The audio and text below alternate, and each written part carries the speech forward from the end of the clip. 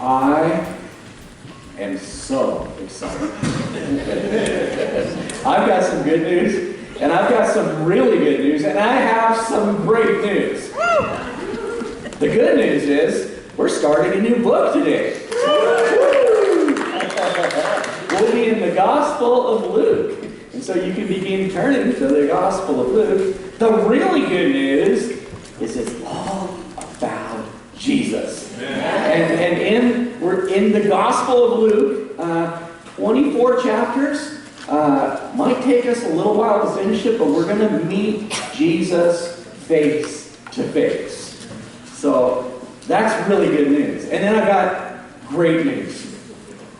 I have serious concerns that we're going to finish this. Because the great news is he's coming soon. Amen. Amen. And we will really see him face to face. And this is kind of a warm-up, if you will. So, we're in the Gospel of Luke. I'm going to do a little bit of intro into the Gospel, and then we'll get rolling, and we'll see how far the Lord allows us to get this morning. First, you'll just bow your hearts with me as we just seek his wisdom. Father God, we know that your wisdom is from on high, Lord, that you bless us, Lord, with peace and joy and hope. And Lord Jesus, in your words we find truth and strength and life. And as we come to your word, and we come to the Gospel of Luke, I pray that you would just do that surgery on us, Lord, just showing us who we are and who you are, and helping us to fall more and more in love with you. In Jesus' name. Amen? Amen. So the Gospel of Luke. Exciting stuff. As you probably know, there are 4 gospel accounts in the Bible: Matthew, Mark, Luke, and John. Gospel, literally, is just a term for evangelizo, is the Greek word, where we get evangelism or evangelistic, and then that word evangelizo, as it changes from Greek to all the different languages, actually got morphed into what we use the word G-O-S-P-E-L, gospel. We'll see it used over in verse 19 when the angel Gabriel says, I'm bringing to you the evangelizo, the gospel, the good news, the glad tidings. And so this is one of the good newses, the glad tidings, the story of Jesus. And so there's 4 of them. Of course, Matthew, we just finished the book of Matthew on our midweek study on Wednesday, and Matthew wrote primarily to an audience of Jews, Jewish people, and so they would understand, and they were looking for their king, for their Messiah. In fact, Matthew quotes the Old Testament over 99 times. It's hard to get a running count, and all the allusions and fulfillments. That's 3 times as many as all the other Gospels combined. Matthew really connects the Old Testament coming king, the Messiah, for the Jewish audience to see. Well, Mark, he writes a power-packed, to-the-point gospel to the Roman audience. They were like, just give me the meat. I don't need all the stuff, just give me the stuff. And it deals a lot with servanthood. And it's interesting, in the Roman Empire, in Mark's day and Jesus' day, 10%, about 50 or 5 million people were slaves. And even Jesus came that he would serve and give his life a ransom for many. In the Gospel of John, written after the Gospel of Luke, later in time, we see John really showing us who Jesus, God, is, deity. In the beginning, from before time, was the Word was God, and was with God, the Word was God, right? And we beheld his glory, he was manifest. And we saw him, and he was an expression of God in human form. And that's the Gospel of John. Talks to us about the God-man. And then in Luke here, we get a gospel that's really written for a Gentile audience. Now, you guys are Gentiles. Unless you were born Jewish, everybody else on the planet falls into the other category, non-Jewish people. Okay? And so this is a letter, a gospel, good news for people like you and me. And in it, the physician, Luke, the doctor Luke, really gives us the humanity of Jesus Christ, the Son of God. And so it's fun looking at what Luke is going to give us. There's so much detail in this. Luke himself, the author, is not actually mentioned in the book of Luke by name. We do see him mentioned 3 times in the New Testament, in Colossians 4:14, 2 Timothy 4:11, and Philemon verse 24. But we see Luke as part of the team that was evangelizing the world. Luke is known for writing not only the Gospel of Luke, but he also wrote Acts, the book of Acts that follows the four Gospels. And when we don't know really who the author of the book of Hebrews was, there's nobody signed it and said, I wrote this. Some people think it was the Apostle Paul. Others think it could be somebody else. The point I want to make there is if you take the volume, you take the size of the Gospel of Luke and the book of Acts, it is the biggest portion of the New Testament. Unless Paul wrote the book of Hebrews also, and then you could say Paul had the bigger portion. But between the two of them, out on the mission field together, they were responsible for bringing us this good news, the New Testament, the gospel of Jesus Christ. It's interesting how Luke was with Paul. We see him in the book of Acts in chapter 15. He shows up, and the pronouns start changing as Luke is writing the book of Acts, and he starts saying, we went here and there, and we start seeing him included in the gospel, and all the way through until you get into 1st or 2nd Timothy 4:11. I just want to read this because it's kind of cool. This is the relationship that these two guys had. In 4:11 of 2 Timothy, Paul writing about Luke. This is Paul's last words. He's about to meet his maker, okay? And he writes, only Luke is with me. He said, everybody else has abandoned me. Demas has forsaken me. And all these people have just gone away from me, but only Luke was with me. He also says, get Mark and bring him with you, for he's useful to me in ministry. That would be Mark, the gospel writer of the Gospel of Mark. But Luke and Paul were a dynamic duo, and then Luke is writing down the story that he learned out on the mission field as he became a missionary. Three things about Luke that are kind of interesting as we go through his story and who he is as a person. He was a medical missionary. He was actually attached to the Apostle Paul as a doctor, and he would go with him and tend to all of his wounds. It seemed like every town that Paul walked into in the book of Acts, it's like, where's your jail? Why do you want to know that? Well, it's probably where I'm going to be spending the night. You see, I come here, I preach the gospel, they stone me or beat me, and they throw me in prison, right? And then there was Luke, always there to tend to Paul. So he was an eyewitness to all of these things, a medical missionary. And it's interesting how we go through the Gospel of Luke, and there is so much that he writes about the human condition. Not only as Jesus and the humanity of Jesus, but just the people that we meet in the Gospel of Luke. He takes extra special attention to things like pregnancy or giving birth or deaths or resurrection, right? Healings or exorcisms and demon possession. Luke is really interested in what we deal with. And so it's a wonderful gospel to kind of see ourselves in the pages. Also, an interesting thing about Luke, tradition holds, we don't have it in the Bible, but that he was an artist. That he would create works of art. And it is interesting because we see, even in the gospel, such a great attention to detail. And Luke is the one that brings us things that are only found in his gospel. What we'll see today, the record of Zacharias and Elizabeth, and the angel Gabriel's annunciation of the birth of John the Baptist. We see Mary's Magnificat recorded. We see Jesus' bar mitzvah, if you will, 12 years old at the temple. And these are stories that you don't find in the other Gospels. Luke tells us about Jesus' Galilean ministry when he's up near the Sea of Galilee, chapters 9 through 19, where we get almost all of what we know about his Galilean ministries. And in Luke, we see more prayers recorded than the other Gospel writers. 7 prayers are recorded, more parables recorded, more songs. Luke, the artist, makes a point of recording the lyrics to 6 different songs in his gospel. And Luke is really interested in angels. 23 times we see stories that feature angels, and he tells about the activity and the ministry of angels to those who are destined for salvation. And so, interesting thing that Luke puts his focuses on, his major emphasis on the Holy Spirit. He's always talking about what the Holy Spirit is doing. And in Luke, he brings out much more than the other gospel writers, stories that deal with women, stories that deal with children, stories that deal with non-Jews, the Gentiles, and especially a lot of stories about poor and the downcast and the downtrodden. Luke really pays attention to those details. And so he paints us this beautiful picture of Jesus Christ in his gospel. The major themes in this gospel will be forgiveness and salvation and joy.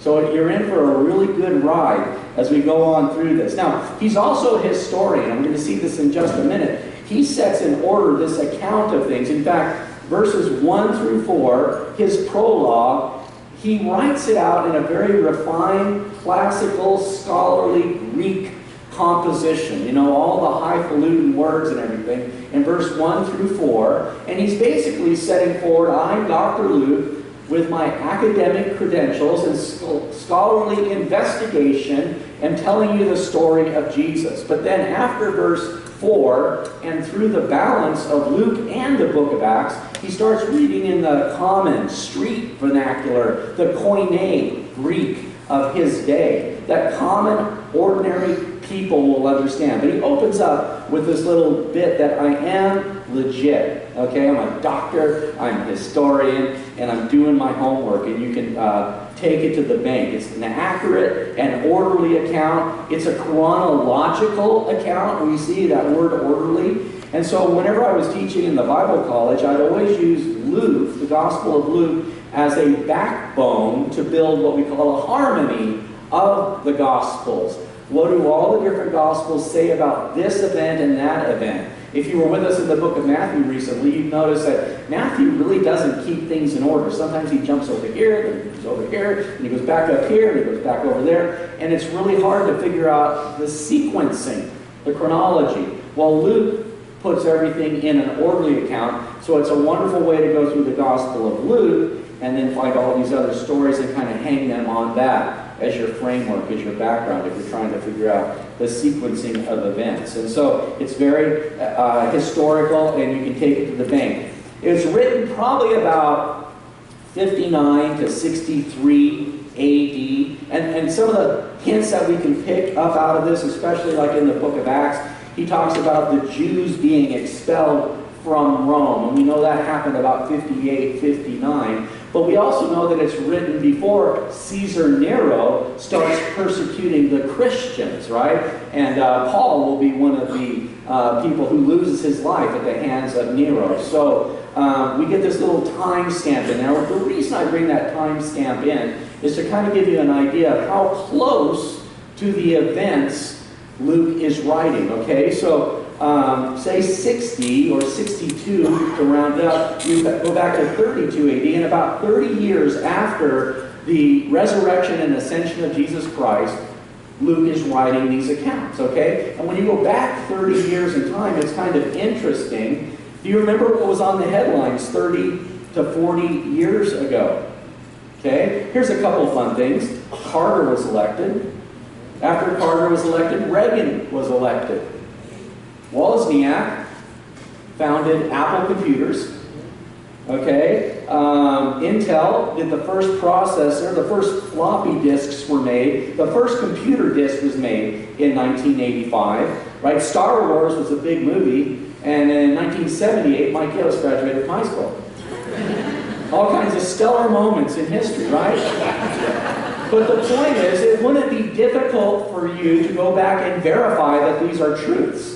If I told you Reagan was elected after Carter, would I get anybody saying, that's not true? How do you prove that? It's like, ask my grandpa. He was there. He voted for him, right? On all these different issues. So you can either verify these facts, or you could easily refute them. You could easily say, that's not true. And yet there are no accounts refuting Luke's gospel, because it stands, because it's true, because it's based on eyewitnesses, people that were there. And so it's just good for you to understand the historical accuracy of what we're reading right here. We hang our faith on it, okay? And we want to know the truth, because that's the thing that sets us free. And so that's kind of a little bit of that, the eyewitness accounts. It's interesting, some of the other apostles, they wrote of their eyewitness accounts as well. Peter writes in 2 Peter 1, beginning at verse 13, he says, "Yes, I think it's right, as long as I am in this tent, to stir you up by reminding you, knowing that shortly I must put off my tent, just as our Lord Jesus Christ showed me. Moreover, I will be careful to ensure that you always have a reminder of these things after my decease." Okay? And so Peter says, I want to write down these things that we witness, things that we know. John the Apostle, he writes in 1 John in chapter 1, "That which is from the beginning, which we have heard, which we have seen with our eyes, which we have looked upon and our hands have handled, concerning the word of life." That's a name for Jesus Christ, the word of life. "The life was manifested, and we have seen and bear witness and declare to you that eternal life which was with the Father and was manifested to us. That which we have seen and heard, we declare to you, that you also may have fellowship with us. And truly, our fellowship is with the Father and with His Son, Jesus Christ. And these things we write to you, that your joy may be full." And so Luke is taking to task to put together an account so that we can understand all these events that went on. I love what John says at the end of his gospel. In John chapter 20 and verse 30, he writes, "And truly Jesus did many other signs in the presence of the disciples, which are not written in this book. But these are written, that you may believe that Jesus is the Christ, the Son of God, and that believing you may have life in His name." And that is the whole point. That is why Luke wrote this. That's why we're reading this. This is why God, through the Holy Spirit, inspired these peoples to make these declarations of truth. Because we want to live. We want life. We want heaven. We want Jesus Christ. He is the way. He is the truth. He is the life. In fact, the key verse, I believe, and the one that I've chosen as we go through the Gospel of Luke, comes out of Luke 19, verse 10. And in that, Jesus says, "The Son of Man has come to seek and to save that which is lost." That is the point. That is the point of Jesus. That's the point of this gospel. That's the point of why we gather together today. That we might find forgiveness, salvation, and joy.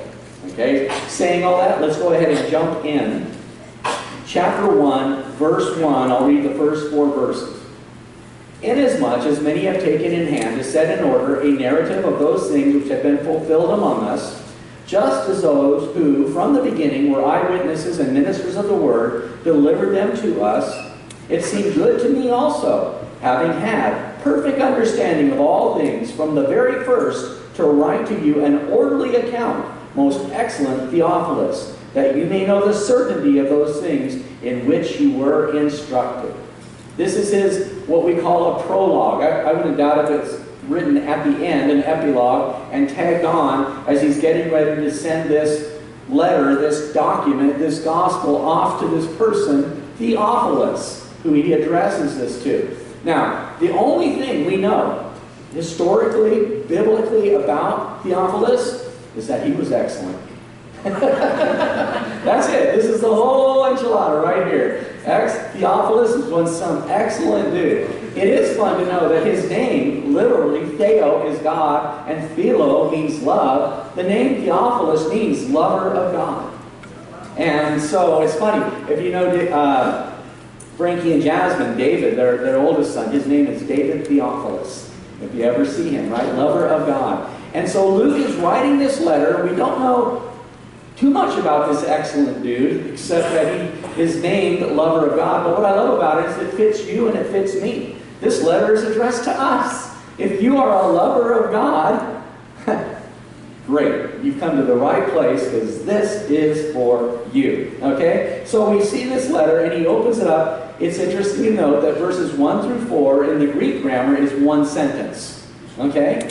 It's often found, especially in ancient documents, that they would write long sentences. You're probably an English teacher, would mark it all up with red pens. But here in the day, this is the way that they would write. And the reason I bring that out, more important than anything else, is if you know about grammar and sentence structure, all the information that's in a sentence is pertinent or relevant to other bits of information in that sentence. Once you hit the period and you go into a new sentence, now you're talking about something different, and it doesn't necessarily relate directly, but if it's within the sentence, it's all one thought. And so here's the thought. Inasmuch as many have taken in hand to set in order a narrative of those things which have been fulfilled amongst us. Luke, obviously, with Paul on the mission field, was there. He saw it, he did it, he got the t-shirt, he wrote the gospel, he gave it to us, right? And we read Peter, we read John. Many have taken in hand to set in order a narrative. A narrative is a story, okay? It's not some kind of theological discourse or doctrines and dogmas of Jesus Christ. If God had wanted us to know God through those systematic theologies, He would have written us a systematic theology. Now, if you go to seminary, you will, Joy, be exposed to... Joy's leaving for Calvary Bible Institute in a couple weeks. Right? You're going to hear the doctrines, you're going to hear the systematic theologies, and oh, that's good. I studied it. Anybody that's really a scholar probably will. You want to know the Theology of Soteriology? Anybody want to know that one? That's salvation. You want to know about salvation? Right, but I saved the $4 words. I don't need them, right? But God didn't write to us in a systematic theology. He wrote to us in stories. He wrote to us in poetry.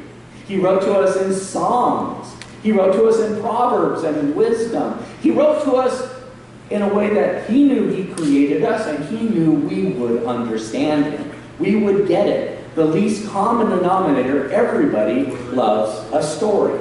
And so Luke says, I took to task to set in order a narrative. Now, I mentioned just a minute ago, Matthew has a great story too. But Matthew's all over the map, and you can't follow the sequencing. But here Luke, he took the task to set in order a narrative of those things which have been, past tense, fulfilled among us.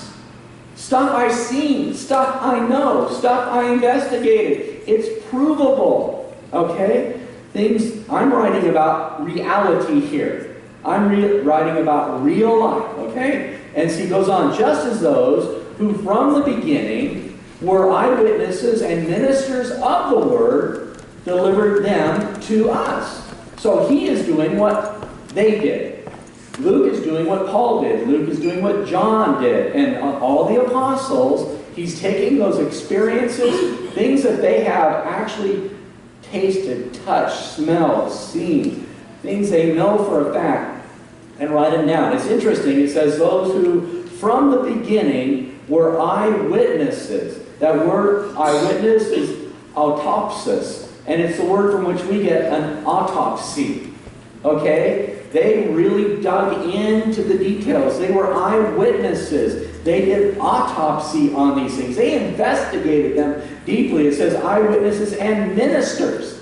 That they not only saw it and just unraveled it and understood it, they were ministers. That means that they did it.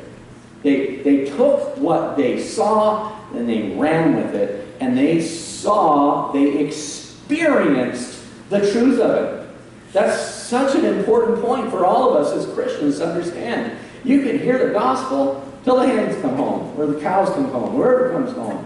But what are you going to do with it? You need to be more than just hearers of the word. You need to be doers of the word. And that's what Luke is saying. They were eyewitnesses and ministers of the word, and they delivered them to us. And he says, it seemed good to me also, having had perfect understanding, or literally accurately followed. And then, so he's got these eyewitnesses, right? This is within 30 years of the life of Jesus Christ. He's touring around with Paul. They're going into all the known world, Asia Minor and Israel and all of that. And no doubt he's sitting down with all these people and interviewing them. And tell me about this, and tell me about that. And he's writing these things down, and he's compiling all of these things so he can make this, having a perfect understanding, having accurately followed all of the things from the very first, to write to you an orderly account, most excellent Theophilus. And just a side note on this, from the very first, it's rather interesting. That word, literally, that phrase in Greek,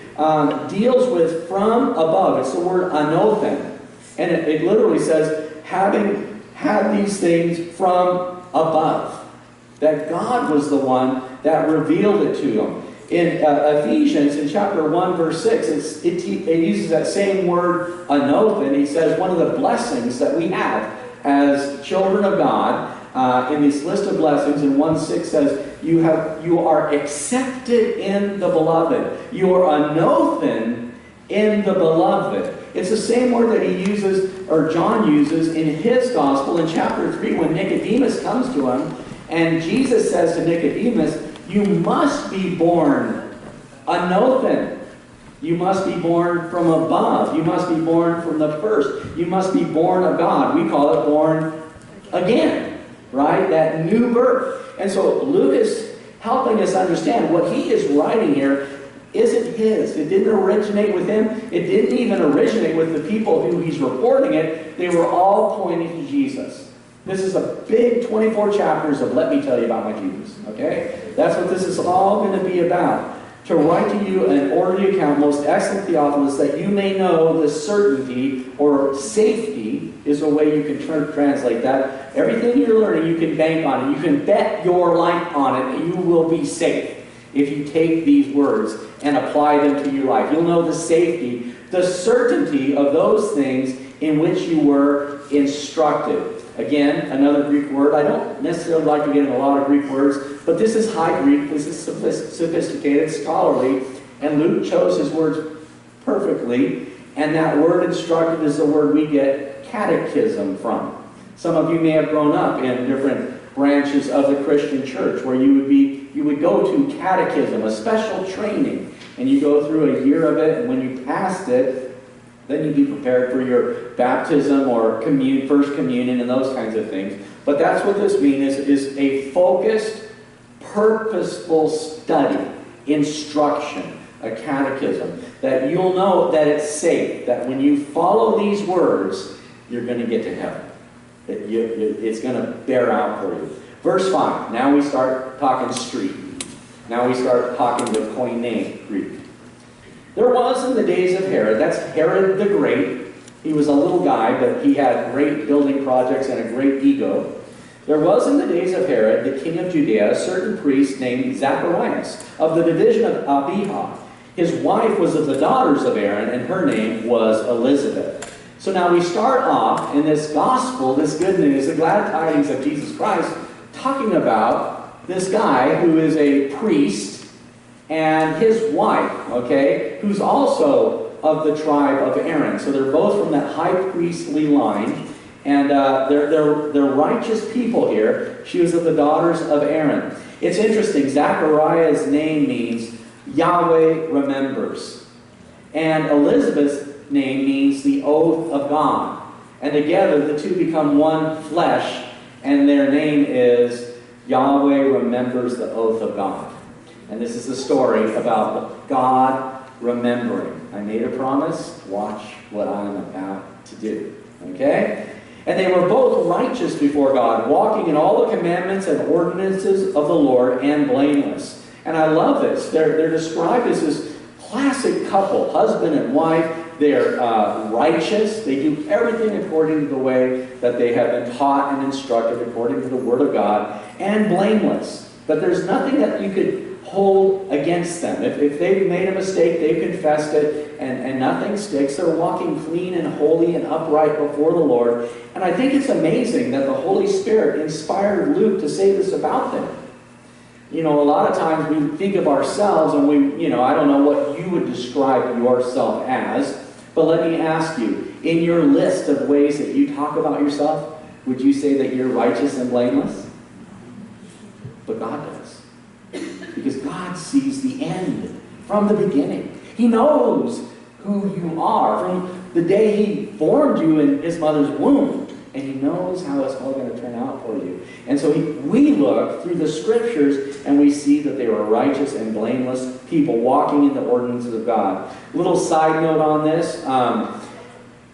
Yes, Zacharias, the priest, had a wife. Priests marry. Okay? Even if you go into the book of Leviticus in 21, in verses 13 through 15, it talks about who priests should and should not marry in order not to bring a black mark upon the ministry. But yes, priests were married, and Elizabeth was her name, and they lived in the Judean hillside out beyond, well, technically Jerusalem and Nazareth, as we're going to see. Verse 7, but they had no children because Elizabeth was barren, and they were well advanced in years.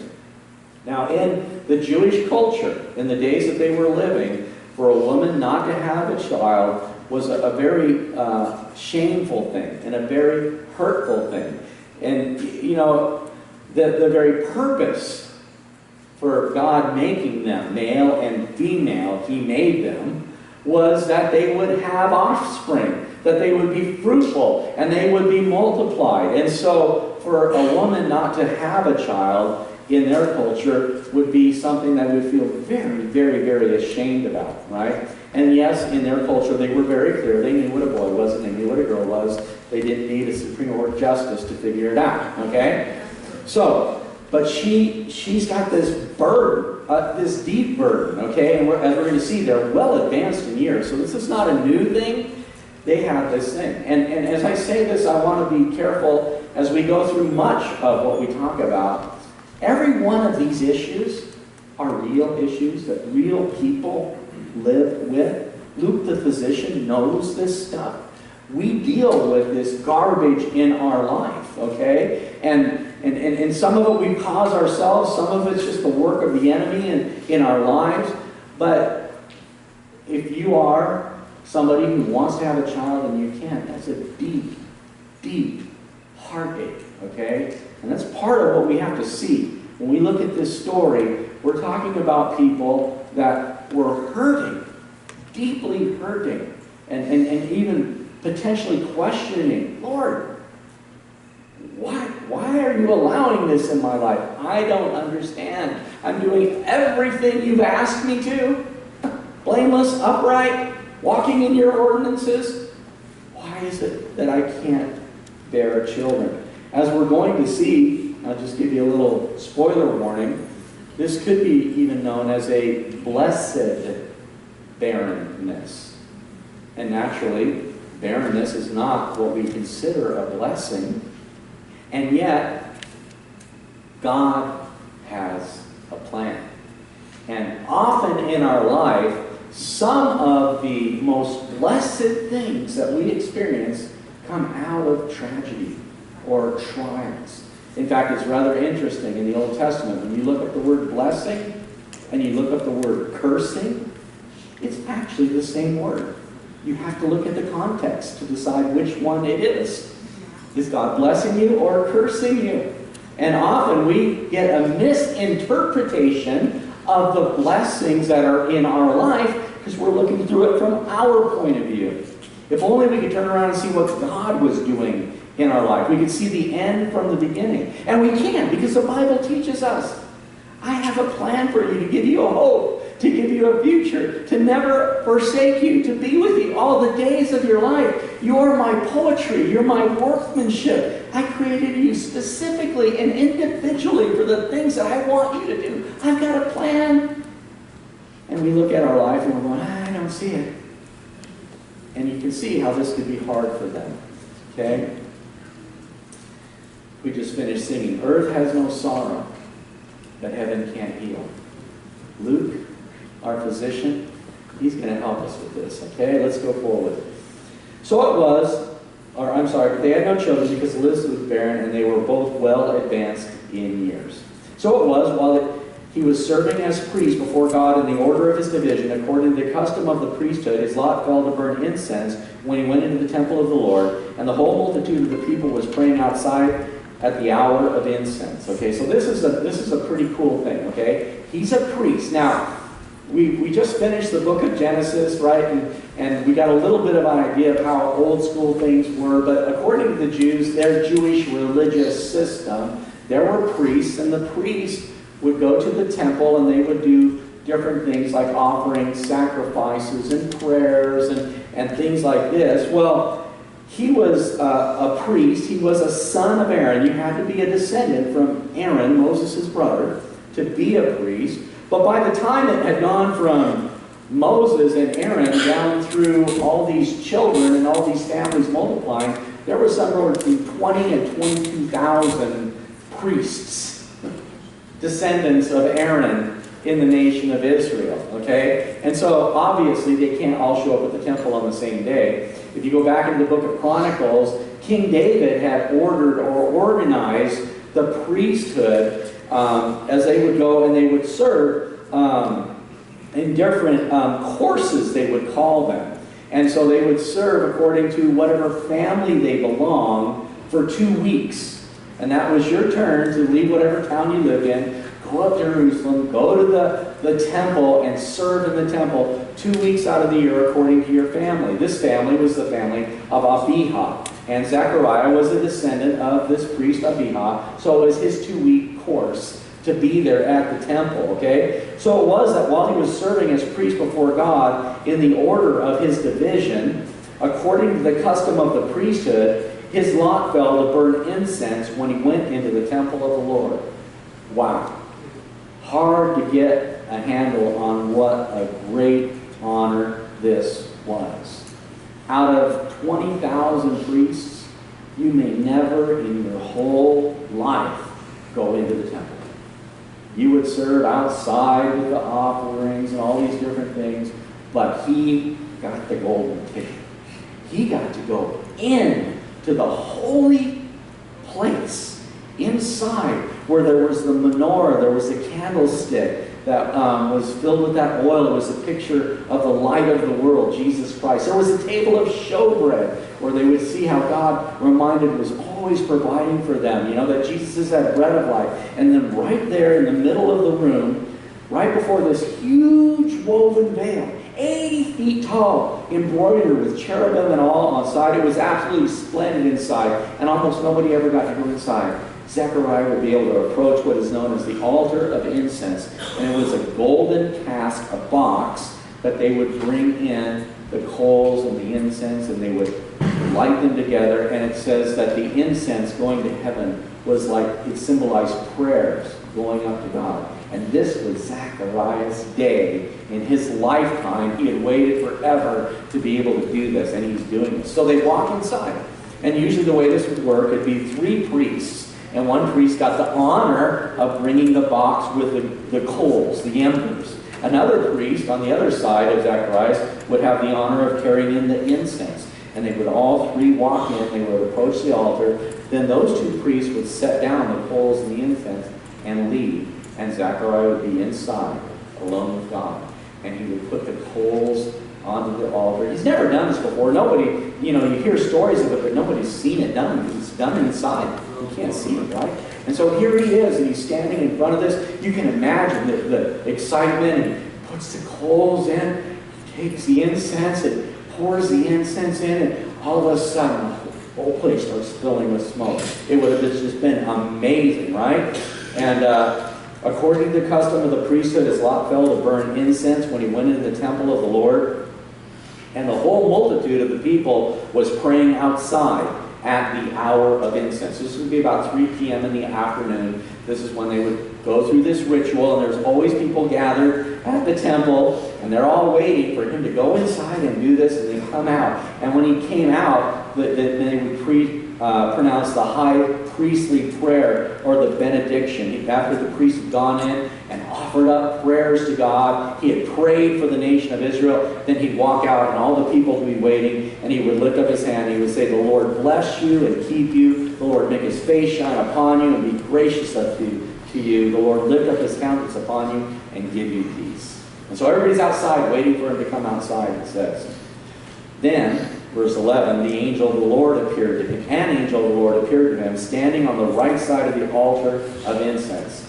Little teeny detail, but I just want to bring it to your attention. What side of the altar was the angel on? How do you know that? Because Luke recorded it. These are the kind of details that help us see that this isn't just some kind of fairy tale, okay? This is what police are looking for when they're investigating a situation. Give me these odd little tidbits of detail that we can run down, and you start seeing, wow, these are autopsies. These are eyewitness accounts. People that were there. Yeah, I was there, and I looked at it, and it was smoking, and I looked at, boom!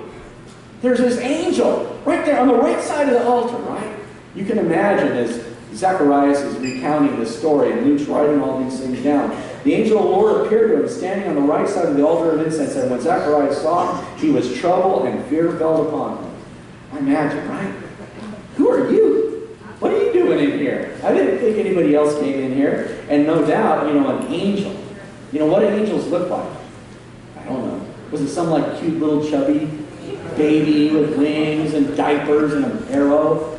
That's not how they're described in the Bible. Every time we see a description of angels in the Bible, they are terrifying.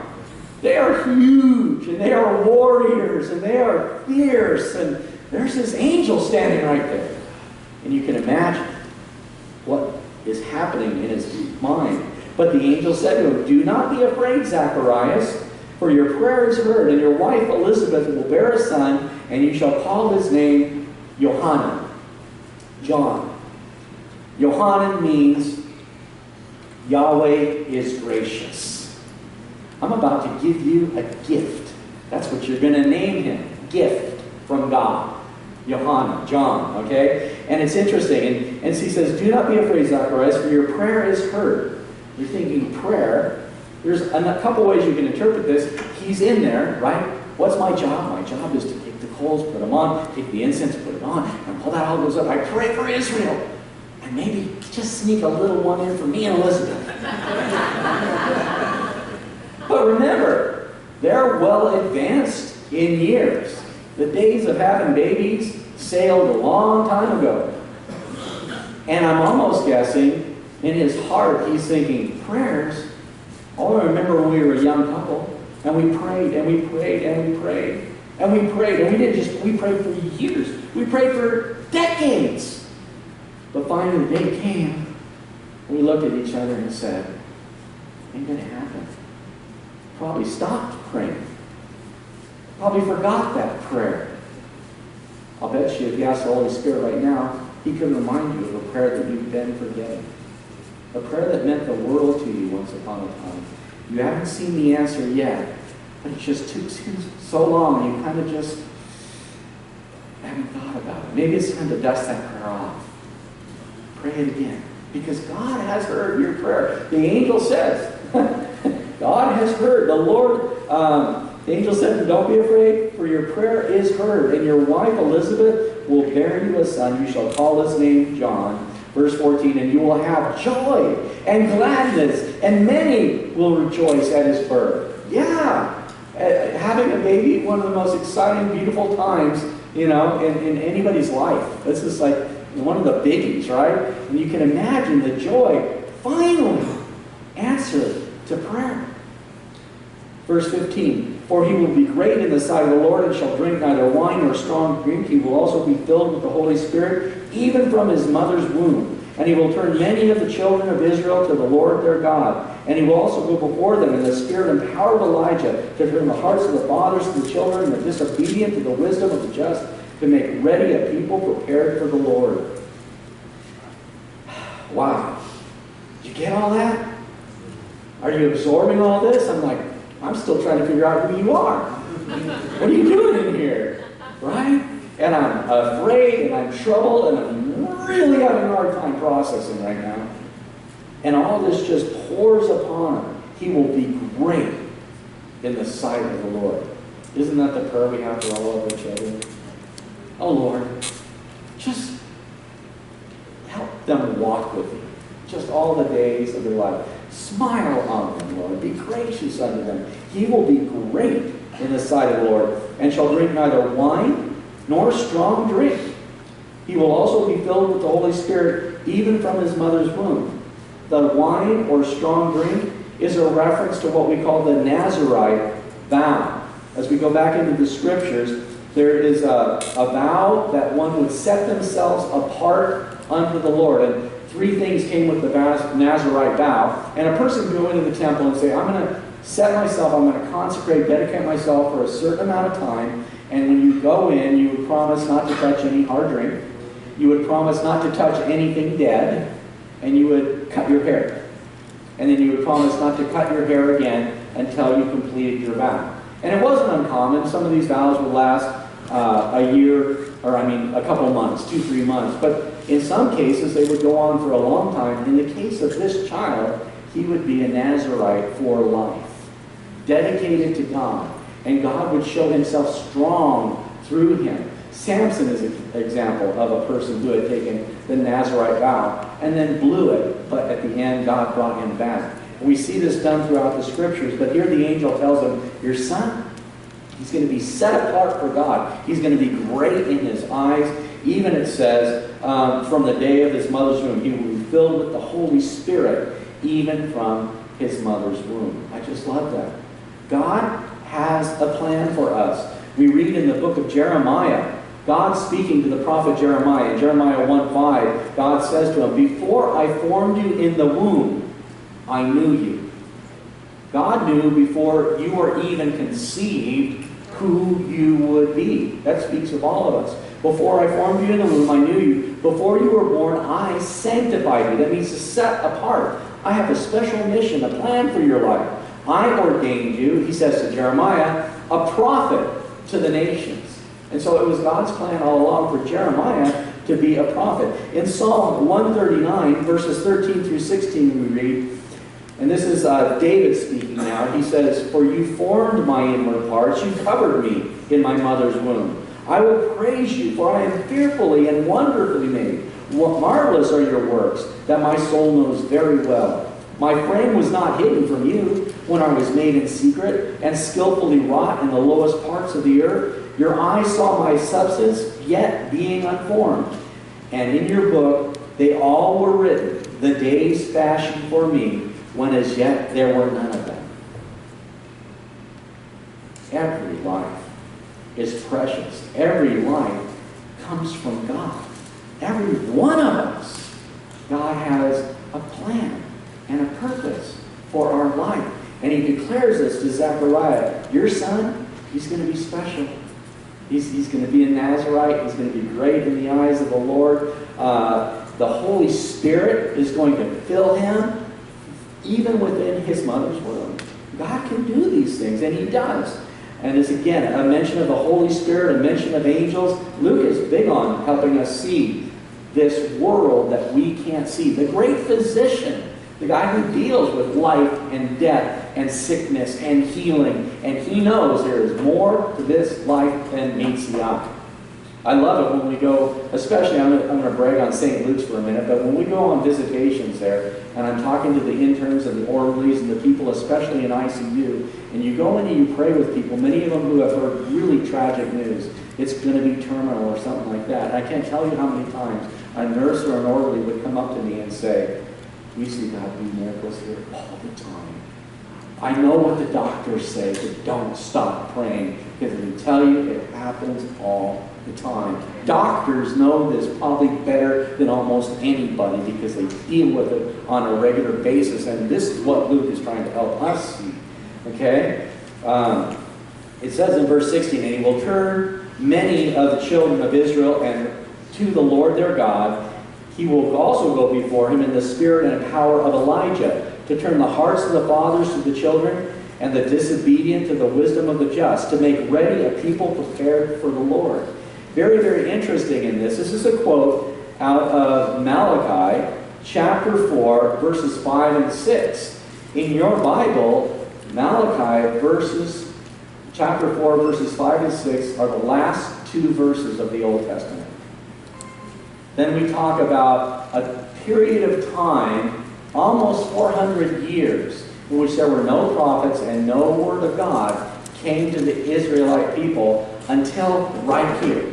Until this moment in the temple at the incense when Gabriel stands up to this priest and says, God speaks, and he's got a plan, and he's on the move, and he is going to turn the hearts of the fathers to the children and the disobedient to the wisdom of the just to make way a people prepared for him. I love what it says, and I'm going to read Malachi 4, 5, and 6. He says, behold, this is the Old Testament.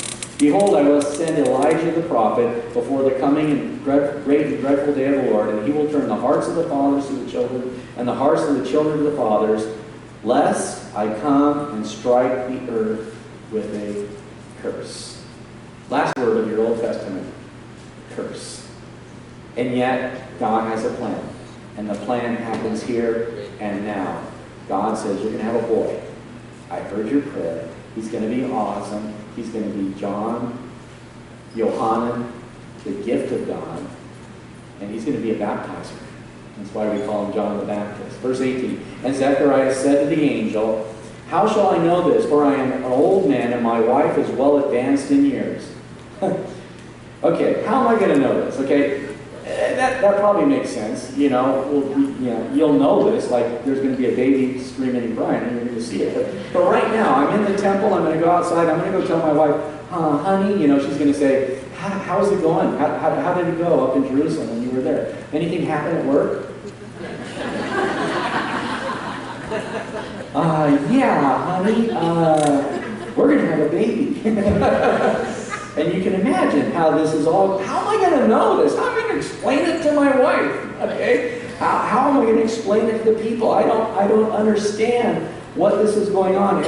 And you've got to love this, and I can imagine poor Zacharias for 2,000 years now, up in heaven, waiting for the rest of us to catch up. He and Elizabeth probably have this conversation over and over and over again. You told them you're an old man, and you said, I'm advanced in years and well stricken. Really? Throw me under the bus? It's written in the Bible. Every Christian that's come down the pipe says that. When we get to heaven, we're going, where's that old lady, Elizabeth? Really? You had to do that? That to me, Zacharias? That word, well stricken, it literally is bent over. But you're just so old with age. You're in that stage of life where you can't even stand up straight. And so, verse 19, in answer to the question, and the angel answered and said to him, I am Gabriel, who stands in the presence of God, and was sent to speak to you and bring you these glad tidings. I've already expressed glad tidings. The gospel. I'm bringing you the gospel. This is one way you're going to know. How am I going to know these things are true? Well, for starters, I'm Gabriel.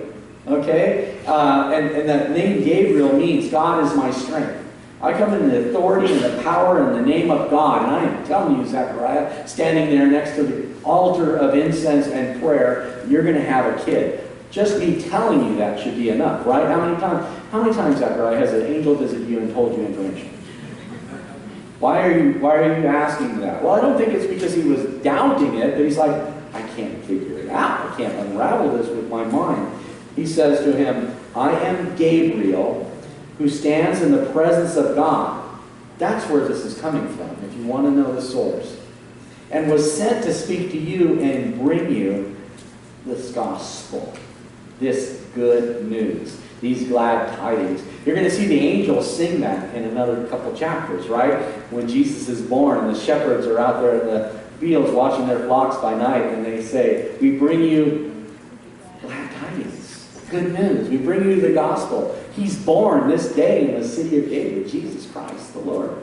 So, this is angel. He's bringing this herald, this wonderful, wonderful story, these glad tidings. Verse 20, but behold, you will be mute and not able to speak until the day these things take place, because you did not believe my words, which will be fulfilled in their own time.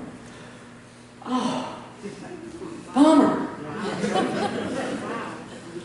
Have you ever got good news? Really good news? Some of the most amazing news you have ever heard. You are so excited. Oh, I can't wait to tell everybody.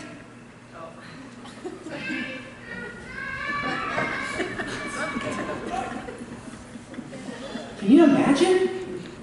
That's how you're going to know. You doubted me. It says because, right? You can see how the story might have been different, but because he doubted him, he says, you will be mute and not able to speak, dumb. And if we go into verse 62, it talks about all the people were trying to give sign language to Zechariah, which might mean he was deaf also, okay? But we do see here at least that he was mute, that he lost his ability to speak. That's one of the ways that you'll know, because you did not believe my words, which will be fulfilled in their own time. God's speed. Okay? Right at the speed of God. Not too soon, not too late, right on time. Verse 21, the people waited for Zacharias and marveled that he lingered so long in the temple. Yeah, what's he doing in there? Right? By the way, how about worship team? Come on up, we're about to finish it. One wondered that he lingered so long in the temple. What's going on in there? Verse 22, but when he came out, he could not speak to them, and they perceived that he had seen a vision in the temple, for he beckoned to them and remained speechless. Okay? Basically, this idea that he beckoned to them, he's using sign language, he's playing charades, right? How would that charade go?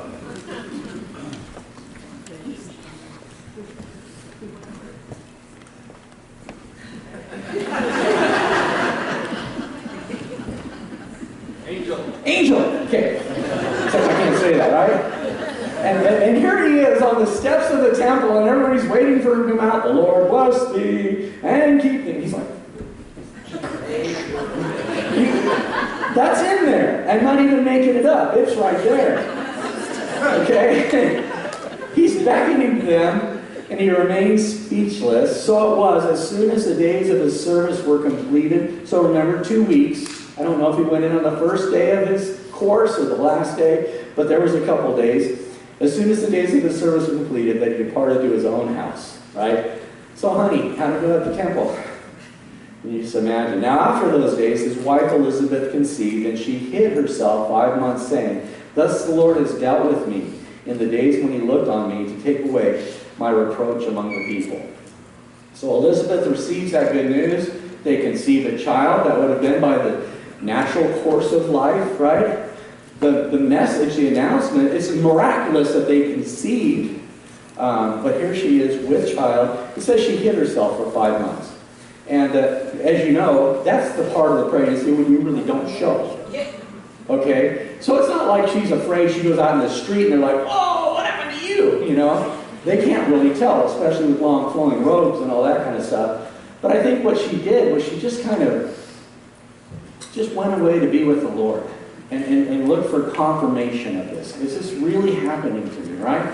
It would be months before she could really know. You know, maybe. I don't know. There's signs that I might be pregnant, but we'll see. But when you start getting that baby bump and it starts growing, you're like, yep, something's happening here, right? And so she kind of just took that time that she hit pause with the Lord. And she says, okay, Lord, I'll be right here with you. We'll see how this plays out. And we will see how that plays out next time we get together. But here she does say, and in her confession, the Lord has dealt with me in the days when he looked on me to take away my reproach among people. God heard my prayer. Can't believe it. What a blessed barrenness. You know, when it's that idea of that delayed gratification.